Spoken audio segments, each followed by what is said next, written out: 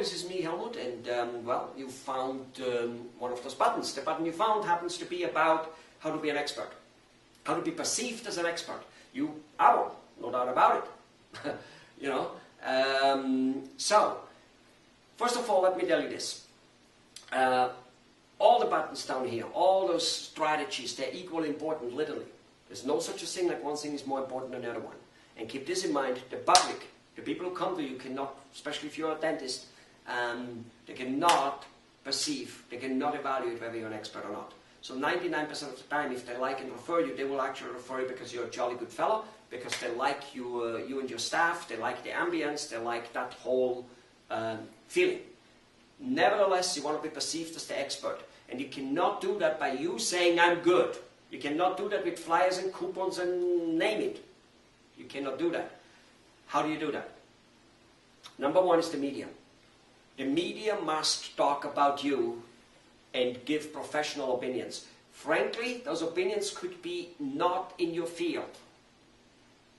And you still will be an expert. However, let's go and talk about opinions in your field. How do you do that? It's quite simple, actually.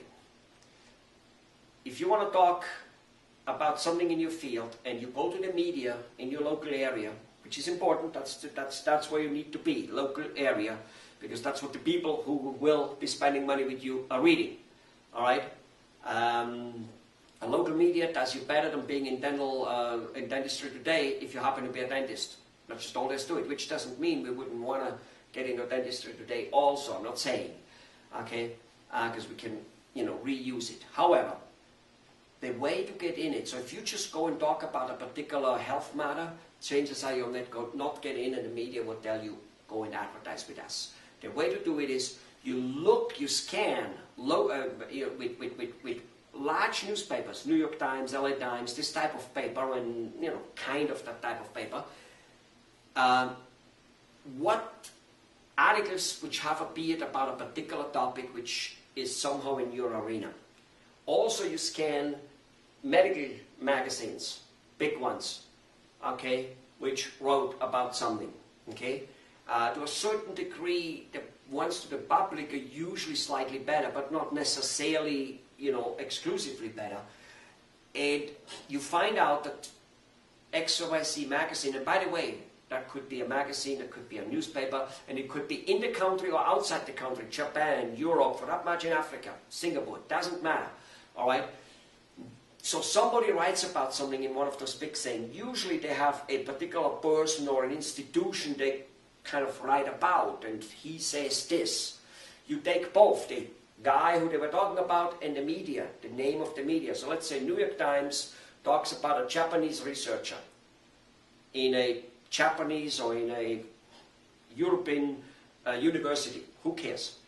You put those things together and then make a comment on what was said there.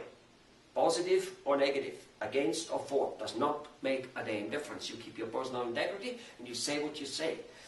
And you present that to the local paper and they will print you. Not all the time, but out of 10 times they'll print you 2-3 times, and that's good enough. Send them 15 to 20 articles a year and they print you 2, 3, 4, 5 times. Beautiful, gorgeous, absolutely puts you on a pedestal.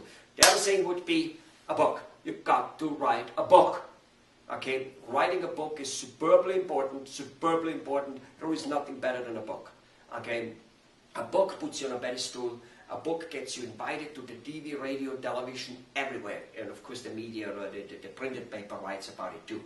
It's not all that difficult, and if you think you can't write, don't want to write, don't have the time, because yes, it's true. Most people take 5 and 10 years to write a book, and then it's not finished yet. Okay.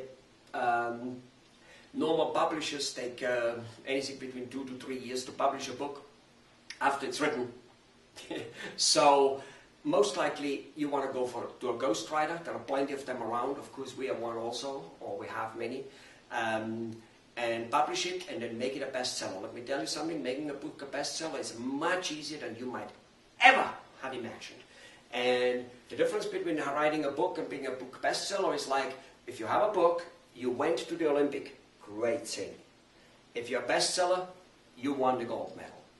So, no, making a bestseller the way I'm talking about, which you might see on this site and have other questions, doesn't necessarily mean you become rich selling the book, but you will become rich selling the services because you're so well known. Do you understand me? Good, I hope you do. Those are the ways to do. Now, one way, of course, is also the internet. The internet, Google, for instance, is a driving force in the internet. They're not the internet, but they're a driving force. They will promote you as an expert if you do the right thing, which is what? Give them data videos, real down-to-earth, like frequently asked question type of videos. Lots and lots and lots of them. But we talk about that in the videos in the internet section. Enjoy yourself, click all the links, work through, write us with questions. We are willing to answer. Just give us a little bit of time. Sometimes I get a little bit overwhelmed here doing that. Have fun and become, well, you are an expert, but become known as an expert.